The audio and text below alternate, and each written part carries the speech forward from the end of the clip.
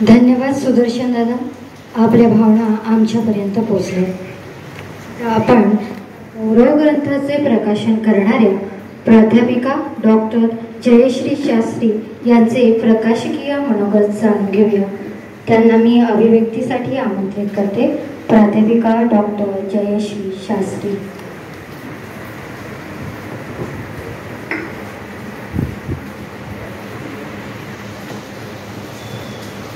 परमपवित्र देवी सरस्वती। सृजन कट्टा विशेष प्रसिद्ध आहे। सृजन मुक्तांगण आहे आणि म्हणून आज पाऊस पण बरसला। दो पावसामध्ये म्हणता म्हणता हळू भरपूर गर्दी झाली।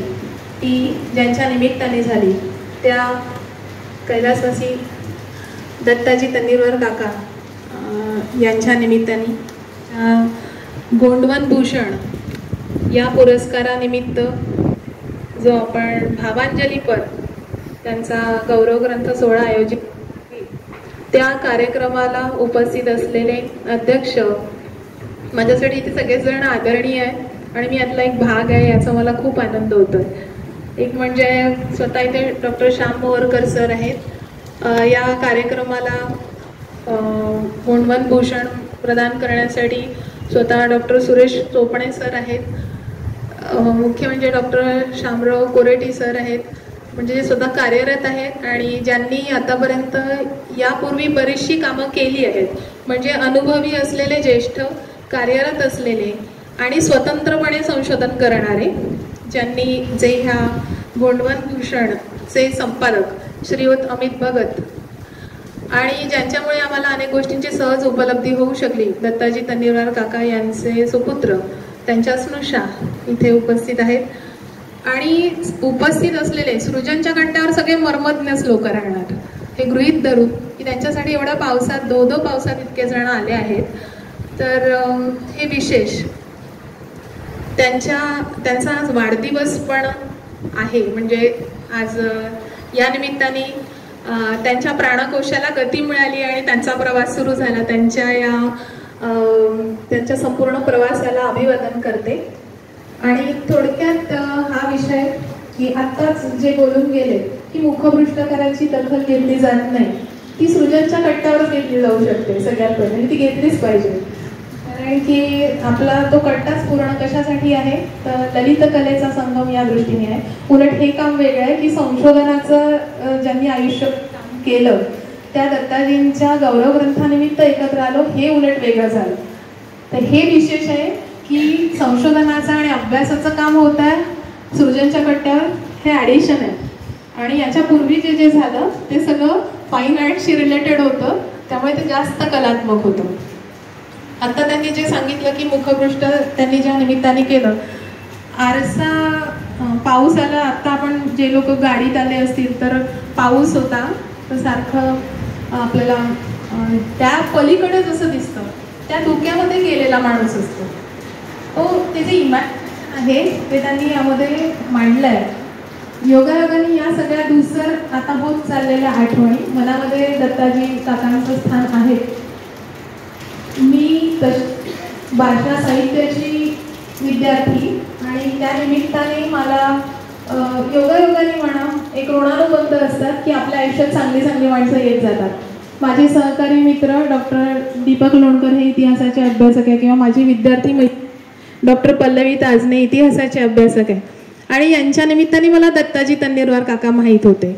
मग योगायोगाने आमचा इतिहास संकलन संस्थेचं समन्वयक म्हणून माझ्याकडे काम आलं, चंद्रपूर जिल्हा अध्यक्ष वगैरे मी इतिहासाचेच। आणि नेमका तो कोरोनाचा काळ होता, तर जे काही आमचे थोडे बहुत प्रवास झाले त्याच्यामध्ये आम्हाला मला व्यक्तिशः दत्ताजी तन्नीरवार हे कसं व्यक्तिमत्व आहे हे लक्षात आलं।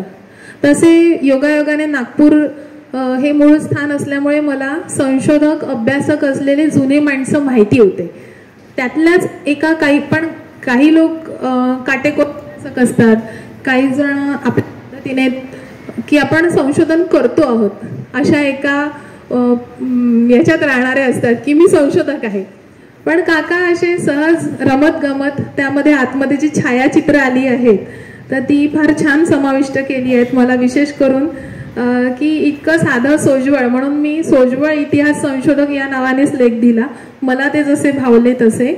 बरेचसे यामध्ये फोटो आहेत. काही ठिकाणी ते रमले होते, जिथे बसून त्यांनी संशोधन केलं, त्याचे टिपणं काढले, तर तिथला त्यांचा फोटो आहे. तर आपल्याला असं सहज अनुभवायला आलं असेल, ज्यांचा त्यांच्याशी संबंध आला, त्या निमित्ताने भेट झाली, तर ते सहज घेऊन जायचे. आम्हाला त्यांनी बऱ्याच गोष्टी दाखवल्या आणि जेव्हा जेव्हा गेलो, तुम्ही नव्या लोकांनी लिहिलं पाहिजे असं ते मात्र म्हणायचे. हे मगाशी जसं अमित बोललेत ते अगदी बरोबर आहे की नवीन पोरांनी लिहिलं पाहिजे. लिहिलं नाही तर मग कसं कळणार. आणि मुख्य म्हणजे स्थानिक इतिहासाची जबाबदारी ही आपलीच असते आणि आपल्याला तिथला खाचाखोचा, एक छान शब्द मगाशी वापरला त्यांनी, ताणे बाणे विणून, तर ते तसंच इतिहासाचं वस्त्र ताणे बाणे विणूनच आपल्या स्थानिक इतिहासाचं येईल. मधल्या काळात हा एक कार्यक्रमच दिला होता, किंवा तो आहेच. आता योगायोगाने नवीन शिक्षण धोरणामध्ये इंडियन नॉलेज सिस्टम ती होतीच, पण आता जाणीवपूर्वक ती अभ्यासाला लावली आहे म्हटल्यानंतर त्याचा अंतर्भाव त्यामध्ये होतो आणि अधिक त्याने विचार केला जाईल. तर इथे पहिले स्थानिकचा विषय येईल आणि तो प्रत्येक याच्यामध्ये आमच्या इथे गोंडवाना विद्यापीठाच्या अंतर्गतच इथली सगळी महाविद्यालयं आहेत. त्यामुळे जर गृह अर्थशास्त्र असेल तर त्याच्याशी संबंधित असलेलं खानपान यातला काहीतरी भाग असतो, इतिहास असेल तर त्याच्यातलं काहीतरी लावलेलं असतं, साहित्य असेल तर त्याच्याशी संबंधित काहीतरी लावलेलं असतं. तर इतिहासाची जाण जी आहे ती वाचकांपर्यंत, विद्यार्थ्यांपर्यंत त्यातून निर्माण होते. या संपूर्ण ग्रंथामध्ये, ज्याला एक समग्र गौरव ग्रंथ म्हणता येईल, तसे 2 प्रकार असतात गौरव ग्रंथाचे. साहित्य आणि वेगवेगळ्या क्षेत्रातले, म्हणजे वेगवेगळ्या विषयांनुसार, की एखादे प्राध्यापक समजा त्यांची झाली तर त्या निमित्ताने त्यांचा एखादा विद्यार्थी वर्ग एकत्र येऊन त्यांचा गौरव ग्रंथ प्रकाशित केला जातो. त्याच्यामध्ये ठराविक विषय देऊन की त्यानिमित्ताने एक संदर्भ ग्रंथ तयार होईल, हा एक प्रकार आहे. आणि दुसरा एक गौरव ग्रंथभर की ज्याच्यामध्ये ज्यांना जसे जसे छान अनुभव आले, जे काही त्यांच्या व्यक्तिमत्वाविषयी वाटतं, तर त्या प्रकारातला गौरव ग्रंथामध्ये गोंडवान भूषण हा गौरव ग्रंथ विशेषत्वाने मोडतो. याच्यामध्ये सगळे छायाचित्र आहेत. एक अशी चांगली संधी आम्हाला मिळाली की इतिहास संकलन संस्थेचं काम अगदी संपत आलं होतं, तर अचानक आमची मैत्रीण डॉक्टर पल्लवी ताजने यांच्या सहज डोक्यात आलं आणि काही दिवसांपूर्वी डॉक्टर लोणकर यांनी केलं होतं की काकां बरंच आहे, तर आपल्याला आपण अनायसे आपल्याकडे ही जबाबदारी आहे, तर आपण असा एक कार्यक्रम घेऊया का. तर तो आम्ही गेल्याच वर्षी घेऊ शकलो आणि काका त्या कार्यक्रमाला उपस्थित होते. तोही आम्ही चंद्रपुरातच घेतला, पत्रकार भवनात. आणि त्यावेळेला दत्ताजी काका इतकं भरभरून बोलत होते, ते काही लोकांना कळलं पण नाही, पण हे सगळ्यांना कळत होतं की त्यांना खूप सांगायचं आहे. तर ती सांगण्याच्या एका प्रवासामध्ये आम्ही अंशतः काहीतरी करू शकलो, याचा आम्हाला आनंद आहे. आणि आता त्यानंतर स्वतः अमित भगत यांनी पुढाकार घेऊन, अर्थात एखादी गोष्ट करायची म्हणजे दोन्ही पातळीवरची इच्छाशक्ती लागते. मग अशी स्वतः दत्ताजींचे सुपुत्र म्हणालेत की तन मन धनानी, तर धनाशिवाय पण शक्य नाही, मन तर पाहिजेच की आंतरिक इच्छा असल्याशिवाय होत नाही, आणि शरीराने खपावं लागतं. गेले कित्येक वर्ष आम्ही बघतोय की स्वतः आशिषदादा देव यासाठी खूप स्वतः दत्ताजींच्या तर अनेक गोष्टींचे प्रकाशनं त्यांनी केले. बाबू आयटमच्या अंतर्गत बरेचसे प्रकाशनं त्यांनी केले आहेत आणि त्यासाठी आपल्याजवळ एक ऐतिहासिक दस्तऐवज म्हणून ऑनलाईनच्या काळात तर PDF पण कितीतरी त्यांनी ओपन हे करून दिला आणि सगळ्यांसाठी फ्री आहे. असं नाही की तुम्ही आता फ्री देऊनही कोणी वाचत नाही, तो एक वेगळा विषय. तो आणखीन एक म्हणजे त्याच्यासाठी तुम्ही सृजन कट्ट्यावर वेगळं हे घेत चला की कसं वाचायचं काय, आणि याच्यासाठी आपल्याला उपक्रम घेतल्याशिवाय काहीच करता येऊ शकत नाही. वेळ आली तर याचं मध्ये मध्ये वाचन इथे एकत्र येऊन करता येईल. एकादमात सगळेच नाही वाचणार, जे फक्त हौशी असतील, ज्यांना खूप वाचून इच्छा आहे पुस्तकांशी संबंध ठेवण्याची, तेच लोक वाचतात. अन्यथा मग तो असा उपक्रम राबवावा लागतो. या निमित्ताने अ. ज. राजूरकर प्रतिष्ठानशी संबंधित थोडंसं काम करता आलं. अजय राजूरकर प्रतिष्ठानाची जी संकल्पना होती ती पण श्रीयुत अमित यांच्याकडून आली आणि हा कार्यक्रम आम्ही वरोऱ्याला घेऊ शकलो की राजूरकरांचं जन्मशताब्दी वर्ष होतं या निमित्त की त्यांचं जन्मस्थान वरोरा होतं आणि कार्यस्थान हे चंद्रपूर होतं, त्यात आम्ही सहभागी होऊ शकलो. तर तो एक छान अनुभव होता की दत्ताजी काका असताना त्यांच्याशी त्यांचं जास्त बोलणं आणि जे काही त्यांचं मार्गदर्शन होतं त्यामुळे ते पुस्तक जे आहे तो एक चांगला ऐतिहासिक ठेवा झाला. पुढे त्यांच्या समोर चंद्रपूर जिल्ह्याचा इतिहास जो त्यांनी लिहिला तो अधिक नवीन आवृत्ती काढण्याचा विचार आहे. इथे स्वतः इतिहास तज्ज्ञ असलेले लोक आहेत, ते त्याच्यावर नक्कीच विचार करतील. पण अधिक लोकांना सामावून घेतलं की अधिक कल्पना येतात आणि ते अधिक यशस्वी होतं आणि जास्तीत जास्त लोकांपर्यंत पोहोचतं. तर त्याची सुरुवात नक्कीच या निमित्ताने होईल. तन्नीरवार काकांनी जे काही छोटे छोटे टिपणं केले होते, खूपदा दाखवले त्यांनी, इतकं व्यवस्थित आणि नीटनेटकं लिखाण असायचं. खरा संशोधक की ते कागद पेपरमध्ये आलेले कटिंग काढायचे, मग खाली सगळं लिहून ठेवायचं. त्यांनी कितीतरी वह्या केल्या होत्या आणि मागायला खूप लोक येत असतील, त्यांना त्याची पण जाण होती की कोण कशासाठी मागू शकतात, त्यामुळे सहजासहजी ते करत नव्हते. पण त्यांच्याकडे कितीतरी फॉरेनचे अभ्यासक पण यायचे की त्यांच्याकडून माहिती घेऊन जायचे ते. तर इतक्या म्हणजे 90 क्रॉस झाल्यानंतर सुद्धा इतकी वर्ष काम करणं याच्यासाठी प्रचंड निष्ठा लागते. योगायोगाने माझा त्यांना ज्यांनी प्रेरित केलं असं ते सांगायचे, त्या श्रीपादजी चितळेंशी पण विद्यार्थी जीवनात फार जवळून संबंध आला. म्हणजे कारण काहीच नाही, मी इतिहासाची अभ्यासक विद्यार्थी कधीच नव्हते. मी सारखं म्हणते की हे कशाला, मी कशासाठी. पण योगायोगाने असं आहे की बाकीच्यांकडून इतिहास मला खास इतिहास तज्ज्ञांकडूनच कळावा, असं काहीतरी योजना असावी त्या निमित्ताने. तर श्रीपादजींकडून खूप चांगल्या गोष्टी ऐकायला मिळाल्यात. आणि जेव्हा दत्ताजींनी ते सांगितलं तर त्यांचे बंधू आहेत नागपूरला, तर त्यांच्याकडे पण बऱ्याचशा गोष्टी उपलब्ध आहेत. संशोधन मंडळं किंवा संशोधनाच्या संस्था यामध्ये खरं तर संशोधक आणि आवड असणारे जे विद्यार्थी असतात त्या सगळ्यांना सहभागी करून घेणं हे खरं तर संस्थांचं काम असतं.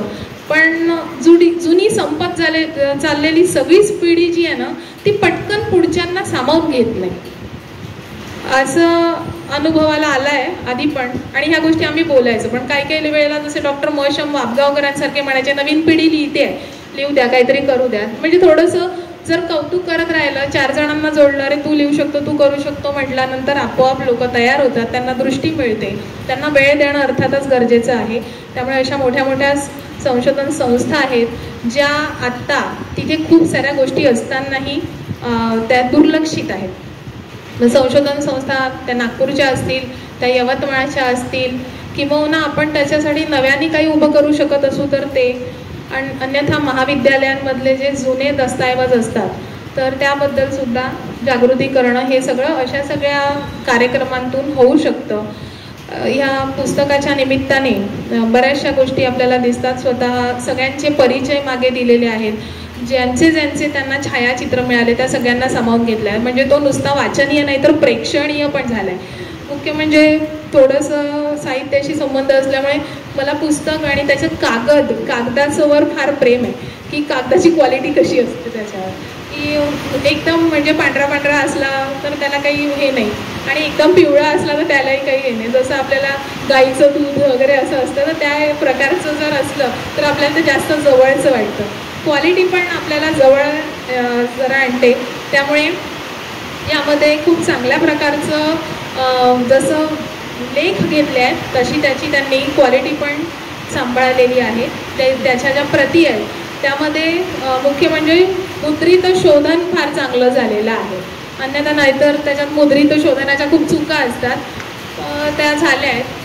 बऱ्याच बाबतीमध्ये स्वतः अमित यांचे फोन, त्यांचं पल्लवी या सगळ्यांचा संवाद सुरू असायचा. मात्र त्यांनी ते स्वतः लिहितात त्यामुळे या सगळ्या गोष्टी सांभाळल्या आहेत. एक चांगला गौरव ग्रंथ, एक दर्जेदार गौरव ग्रंथ म्हणून याचं महत्त्व आहे. जवळजवळ 60 लेख याच्यामध्ये आहेत आणि 60 लेखांपैकी सुरुवातीला जो परिचय दिला आहे, तर दत्ताजी तन्नीरवार यांचं काय काय कार्य आहे, त्यांनी काय काय लिहिलं आहे, या सगळ्यांची सूची दिली आहे. आणि त्यांच्या आयुष्यामध्ये जी जी माणसं येऊन गेली, आता शेवटच्या क्षणापर्यंतचे बऱ्यापैकी छायाचित्र त्यांनी समाविष्ट करून घेतलेले आहेत आणि त्यांचे मौलिक लेखही याच्यामध्ये. त्यामुळे संदर्भासाठी हा अतिशय चांगला ग्रंथ आहे. तो आपल्याला शिक्षक, प्राध्यापकांना आणि हौशी लोकांना एकमेकांना भेट देऊन सुद्धा स्वतःच्या जवळ तो ठेवला पाहिजे. या निमित्ताने तो नक्कीच घेता येऊ शकेल. सगळ्यात महत्त्वाचं आणि शेवटचं की स्थानिक इतिहास हा जो महत्त्वाचा विषय काढला, तसं पुढे मागे दत्ताजी तन्नीरवारांचं इतिहास संशोधनाच्या मध्ये अभ्यासक्रमाला काहीतरी लागेल असं इतपत त्यांचं मोठं काम आहे. कितीक लोकांच्या 2-4 काव्यसंग्रह प्रकाशित होतात तरी पण पटकन अभ्यासाला लागतं. हे तर इतिहासाचं स्वतः स्थानिक इतिहासाचं खूप मोठं काम आहे. आणि गोंडवन भूषणे म्हटल्यानंतर त्यातला हा एक संदर्भ ग्रंथ म्हणून महत्त्वाचा ठरेल अशी मी इथे आशा व्यक्त करते. मला इथे बोलण्याची संधी मिळाली कारण आणि तो एक छान थोडा काळ होय का होईना पण ऋणानुबंध काकांविषयी निर्माण झाला. त्यानिमित्त काही करता आलं तर आम्ही जरूर करू. आणि आशिष देव यांनी, विशेषतः अमित भगत यांनी इथे मला पाचारण केलं, त्याबद्दल मी त्यांचे मनपूर्वक आभार मानते. सगळ्यांनी ऐकून घेतलं त्याबद्दलही धन्यवाद देते.